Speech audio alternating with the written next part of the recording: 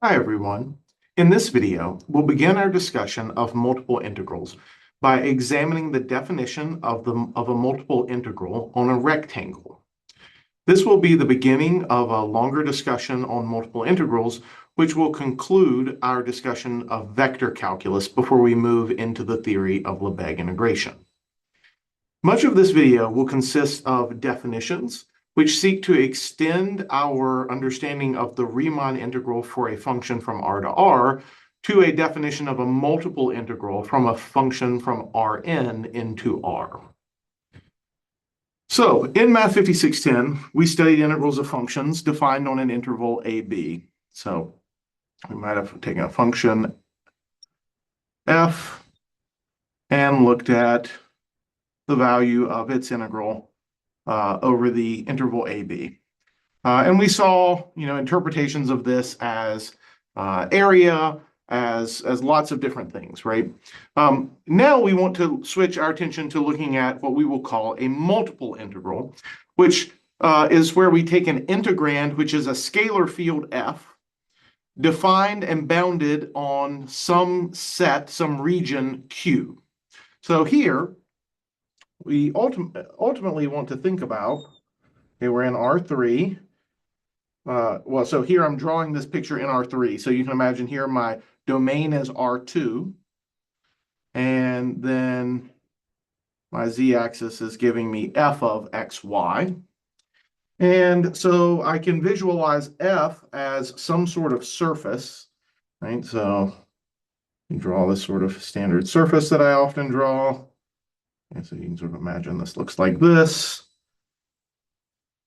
Okay. And now you can imagine, say, that I want to take the integral over some region in the domain. So I probably want to start by not just considering any general region. Like I don't want some very strange set, right? And so I start thinking about, okay, what sort of extrapolates the notion of AB?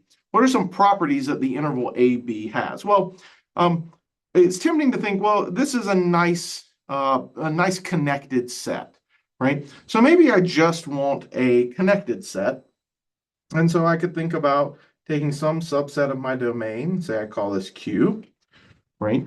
And then if I want to find the integral, the double integral in this case, of f over q, then really what I'm seeking to find, I sort of think about mapping this region up here onto this surface. And again, it's probably going to loop back over onto this other side some. But sort of imagine mapping this over here. And then really what I'm doing is I'm finding the volume of this region, right, that's trapped under the surface and above Q. Now, of course, I shouldn't think of this as just a volume. It should be a signed volume, just like this was a signed area. If my surface happened to go below the curve, I would count that volume as negative. But essentially, I want to sort of generalize this notion of an integral from A to B to an integral over some region Q. And that's precisely what we call either a double integral, if f is a function from R2 into R, or just a multiple integral if we're going from Rn into Rm. Or sorry, from Rn into R. Now, mostly as we're writing this, we're just going to write this out for the case of a double integral or a function f from R2 into R. However, almost all of this immediately generalizes to higher dimensions by simply adding on more terms, and I'll point that out as we go. So this quantity that we're going to look at, we might write as the double integral over q of f. Or we may also write it as the double integral of q f of xy dx dy. Now, you may recall from Calc 3 that one way you often calculate these sorts of quantities is by doing one-dimensional integrals twice. Okay? We need to be careful here. That is what we would call an iterated integral. So today we're only focused on the double integral and sort of this conceptually. What we'll want to show later on is that under certain conditions, we can actually calculate this value by computing an iterated integral. So I don't want to confuse those things here. This is just notation, which means the double integral of f, and this dx dy is really just going to sort of remind us of some Riemann sum type notation, but it doesn't have any inherent meaning in terms of how we are going to compute this or integrate this. All right, so this is sort of the idea. Now, one of the things we'll start to notice is we're actually not going to want to start with a general region Q. And we'll see why just as soon as I get this erased. So if I want to set up something like a Riemann integral, okay, then the first thing I'm going to want to do is I'm actually going to want to define an integral for like a step function. Okay, and the reason I'm going to want to do that, if you think about Riemann sums, they really are sort of integrals of step functions. For Riemann sums, they're really just like step functions, but the height of the step is some particular function value. So the first thing I'm going to need to do is define a double integral for a step function. Then I want to extend that not just to step functions, but to bounded functions via upper and lower integrals. Eventually, so we will actually work on all of one and part of two today. We'll do two, but only in the case where we're integrating over a rectangle. We will then want to set up a way of actually calculating these things by computing iterated integrals. So essentially two one-dimensional integrals instead of just using this abstract definition of a double integral. And eventually, we'll want to connect double integrals to line integrals. That'll be via one of the major theorems we'll prove. So today we're really going to focus, this is sort of the overview of the whole chapter on multiple integrals. What we really want to do today is start to define integrals for step functions and see how to extend that to the integral of a bounded function via upper and lower integrals. All right, so the first thing that makes you realize that you probably want to start with rectangles and not use a general region is we're going to want to take a partition, right? So if I want to take a partition, it's going to be hard to take a partition of some irregularly shaped thing. So what we want to do is we are going to just work over a rectangle, okay? So let Q be a rectangle. And we're not even, like, we're thinking of this rectangle as even being almost a specific type of rectangle. So this is going to be a subset of the domain, which can be written as some x interval Cartesian product with some y interval.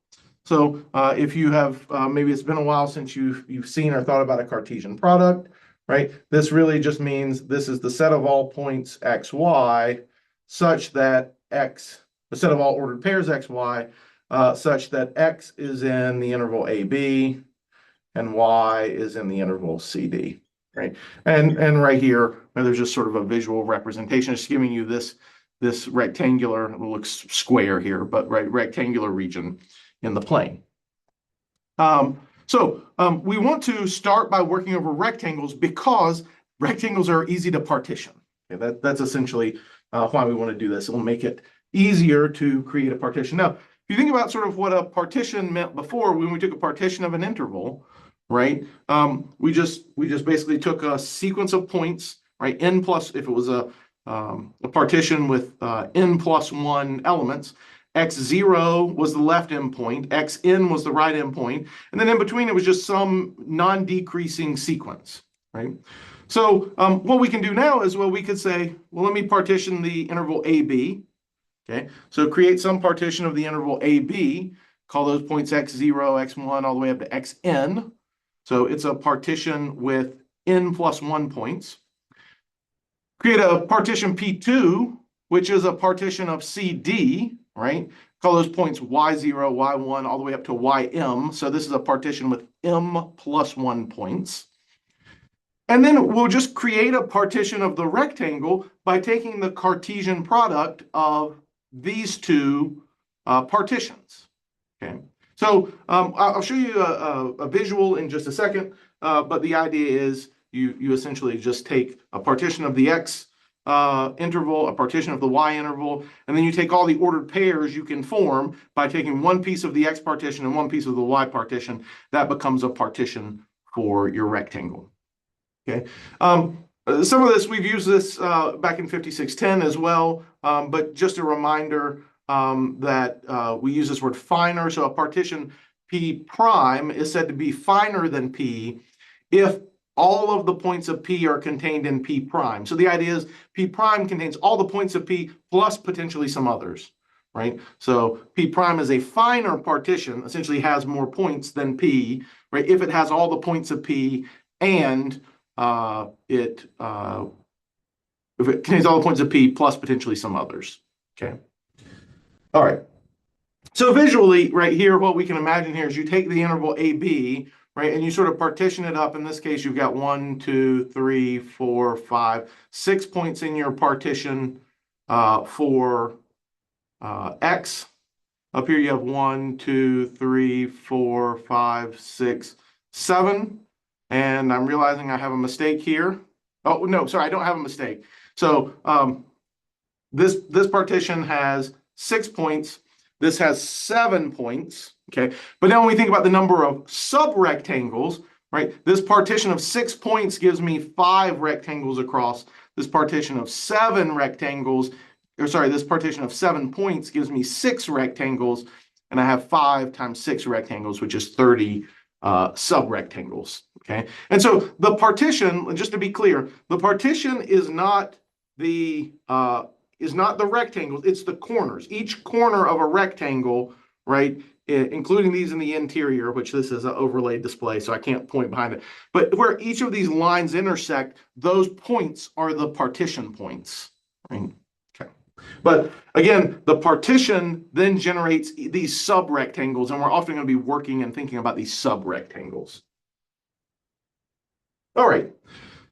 So now what I want to do is actually, we need to take a little care to define what we mean by a step function over a rectangle Q. So normally, like in one dimension, when you've probably never really taken a lot of care to define a step function, or if you have, often what you said was something like, well, it's a function that is piecewise constant, right? So on each piece of the domain, right, it's constant. Well, here we have to be a little bit careful because if we took a rectangle Q, right, so imagine this is sitting in the domain, we could divide it up like this, right, where these aren't straight, they're not like, and we could end up with some step function, you know, that's constant on each of these pieces, but now these pieces are really irregularly shaped, right?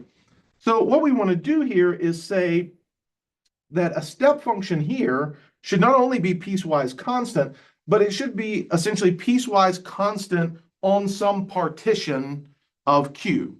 So that's exactly what we do. We say a function f is a step function if there is a partition of Q such that f is constant on each of the open subrectangles of P. So you can sort of imagine, and this maybe is a little hard to visualize here. So here's Q is this rectangle that's sitting down here. Okay, it's sitting in the domain, and we've just divided it into 4 quadrants essentially. And so on the first quadrant, it sort of has, let's see if I can point to it from this side. On the first quadrant, it has sort of height right here. On this back quadrant, it has right here. On the far front quadrant, it has height right here. And on the back quadrant, it has height right here. So it's just sort of these step things, but again, they're constant on subrectangles of a particular partition. Okay. Now it's worth noting here that that partition on which which makes it into a step function is not unique, right? So I could take a further partition of this. I could take any finer partition than the one I've got drawn here, and this would still be constant on each open subrectangle of P. Now notice by just requiring that it be constant on each open subrectangle, I'm not really making any claim about what happens on the edges of that rectangle. So on the edges of that rectangle, maybe it goes to the height of this one or the height of this one, right? Or maybe it goes somewhere in between. I don't actually care. I just care that it's constant on each open subrectangle. It turns out that these lines formed by the rectangles, they don't contribute enough to our integral to make any difference. So we actually don't care what happens there. Okay, so this just gives you some idea of at least one example of what a step function should look like. All right, well, again, why do we want step functions? Well, they're easy to integrate, right? So if I go back to this notion that, a step function, right, each of these partitions, sorry, on each of the subrectangles, this is just some on each of these subrectangles, the area under this just forms a rectangular prism. So if I'm on some little subrectangle, so imagine this is the subrectangle formed by x, let's see, we're using I minus 1, x I cross yj minus 1 yj. So this would actually be, this rectangle here would be the ij rectangle of the partition P. So now if I go up to my function f, if it's a step function, it's going to be constant, or at least I can choose a partition so that on this rectangle it's constant. And I'm going to call that value, that height, the height of the ijth rectangle is going to be Cij. If I do that, then this volume is just a rectangular prism. So its height, the volume here, would be what? Well, it would be the height times, here this would be the difference in the x values. So xi minus x sub I minus 1 times the difference in the y values, which would give me this length, yj minus yj minus 1, okay? Which we'd really call this Cij delta xi times delta yj. So that's the volume of this. And now what this formula says is if you want to find the integral of the step function of the rectangle, then just add all those volumes up. We did this on the ijth rectangle. Do it for all of the rectangles. So if f is a step function, which takes the constant value Cij on the ijth rectangle, then the double integral of f over q is defined to be, so this is the definition of the double integral of a step function. It is the sum I goes from 1 to n, sum j goes to 1 to m, that's the sum over all the rectangles, of Cij delta xi delta yj. You're just adding up, these are just the volumes of each of the subrectangles. So we're really starting here to define our integral by saying this integral, this double integral object or operator, it has to take step functions and map them to sort of the natural volume, right? Now, of course, I'm sort of drawing and speaking as if Cij must be positive. It doesn't have to be. But if Cij is negative, notice that this doesn't quite give you the volume, it gives you the signed volume. Cij is negative, it'll give you that volume, but with a negative sign there. But again, we're essentially setting this up to do exactly what we want it to do by defining the double integral of a step function in this way.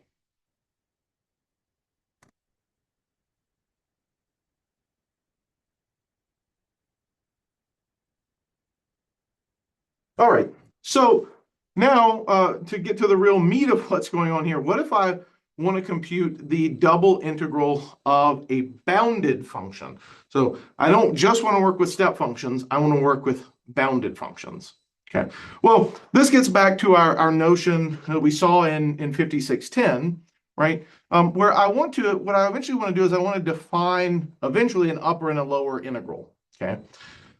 But more fundamentally, the idea is, well, for any bounded function, right? So here's some bounded function. If I'm just doing this in one dimension, here's a and b. Since it's bounded, there's some step function that lives below this. So I don't know, here's a step function that lives below this. Okay. And since that's a step function, I can easily compute its integral. Okay. Here's a step function that lives above this.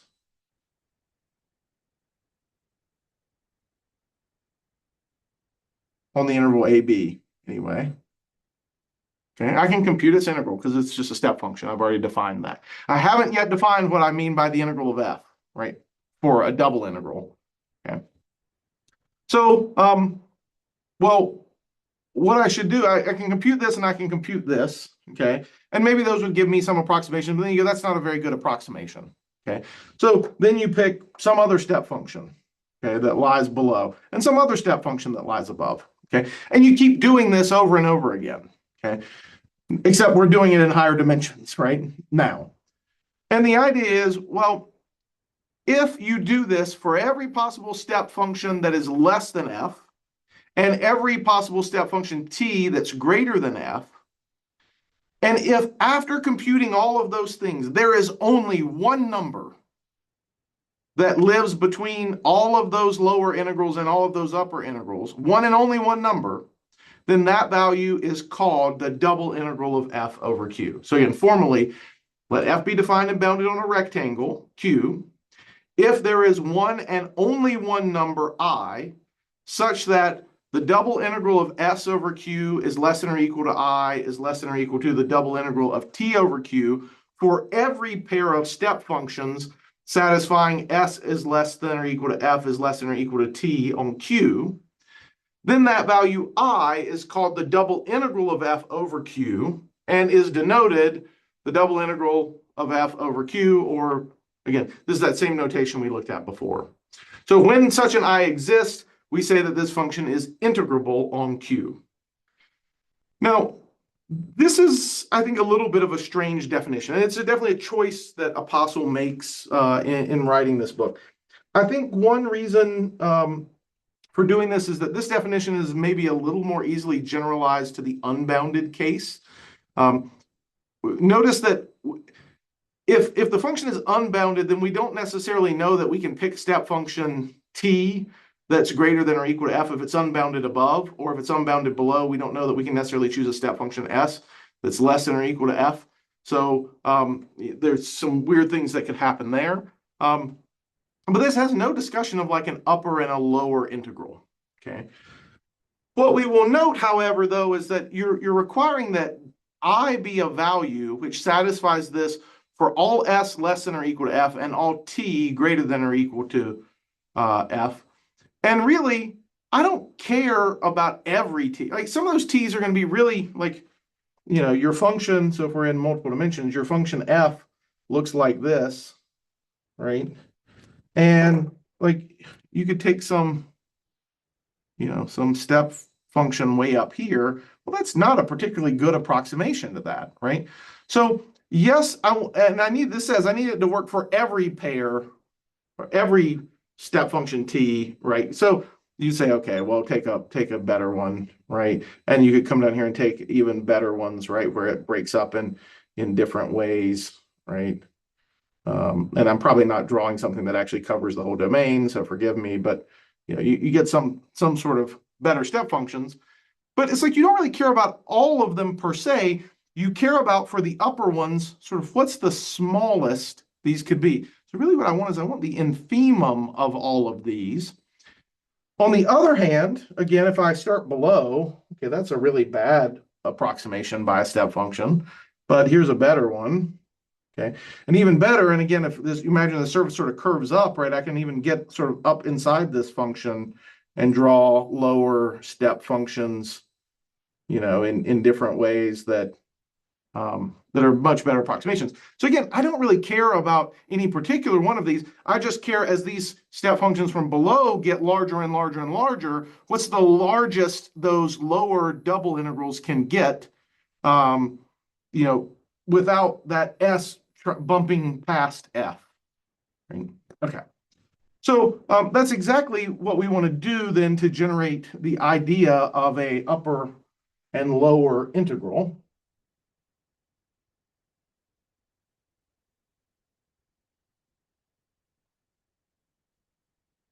Oh, sorry. So we can define the upper and lower double integrals. So if we assume that f is bounded on q, then I want to define two sets, capital S and capital T. So capital S is just going to be the set of all double integrals of the step functions S as those step functions range over all lower step functions for f. Okay, so note that S is what? It's a set of real numbers. Each of these is a real number, right? It's just that I'm computing these real numbers for all the different step functions S that are less than or equal to f. Similarly, T is going to be the set of all double integrals of T as T ranges all over all upper step functions, right? So t, again, is a set of real numbers because for each little t, this gives me a real number. So I have two sets of real numbers. Now, both of them, well, sorry, s is bounded above. Why is it bounded above? Well, s must be bounded above, right? Because it's the lower step functions. All the lower step functions are bounded by f, right? And if I just, for example, took the maximum value of f and created a constant function over the rectangle with that height, that would be greater than or equal to all the s points, and that would give me an upper bound for these integrals. We do a similar thing for t. So s is a non-empty set of real numbers, which is bounded above. That means it has a supremum. T is a non-empty set of real numbers, which is bounded below. That means it has an infimum. And further, right, certainly the supremum of s must be less than or equal to the infimum of t. That's because s is always, any particular s in this set, little s, is always less than or equal to t. So that's true. And then these just follow from definitions of infimums and supremums. If I take any particular integral out of that set capital T, it must be greater than or equal to the infimum of all of those integrals. Similarly, if I take anything out of this set S, any one of those double integrals, right, then it must be less than or equal to the supremum of all of them. Okay. All right. So what I want to do is I actually want to name these things, this supremum of S, right? It's take all the lower integrals and take the supremum, right? Lower integrals over step functions. So that should be like my lower integral. This infimum of t takes all the upper integrals, right? And is taking their infimum. So that's giving me an upper integral. Okay. And so we can just say a bounded function f is integrable on Q if and only if the supremum of s is equal to the infimum of t, in which case the value of the double integral of f is just that common shared value. Okay. So again, and I've denoted down here, this number supremum of s is often called the lower double integral of f over q. And the infimum of t is called the upper double integral of f over q. Now, using notation consistent with what we did in 5610, we would call this like the lower integral of f. We would call this the upper integral of f. But I do want to point out that I will use this notation mostly, but Apostle uses for the lower integral of f, he writes a capital I with an underscore or with an underline of f. For the upper integral, he uses a capital I with an overline of f. So this is just some alternate notation. I prefer the L and the U in part because it's a little easier to quickly distinguish which is which, and with these capital I's, it can get a little confusing, especially in writing, I think. It can be a little hard to differentiate. So I'll probably use the capital L and capital U, but Apostle uses this I with an underline or I with an overline to denote those things. So what we really have here then is that we have basically the same theorem we had for functions of a single variable, which is that a function is integrable if and only if the upper integral is equal to the lower integral, in which case the value of the integral is just that common value. Okay. Now, this has been sort of a quick run through, but in part I've done this relatively quickly because this is exactly the same theory from 5610. You just have to notationally take a little care that how do we define a partition? How do we do that? It doesn't really change anything. The theory is very much the same. But if you remember the theoretical definition of integrability, it's not very helpful in actually calculating any integrals, right? We rarely calculate the value of any Riemann integral by going back to the definition and computing some upper and lower integral. Right. So while we'll come back and appeal to this maybe when we want to prove some theorems later, it's not particularly helpful for calculating double integrals. So these upper and lower double integrals, they're fine, but they're good theoretical tools, but they're not helpful for actually calculating things. So in the next video, what we want to do is we want to begin to understand, just for functions defined on a rectangle, how we can actually compute the value of an integral by looking at the values of iterated integrals. Now, probably unsurprisingly, we will only be able to do that if the integrand satisfies some certain conditions. So in the next video, what we'll want to do is establish a theorem which tells us precisely when we can calculate the double integral of a function over a rectangle by looking at iterated integrals.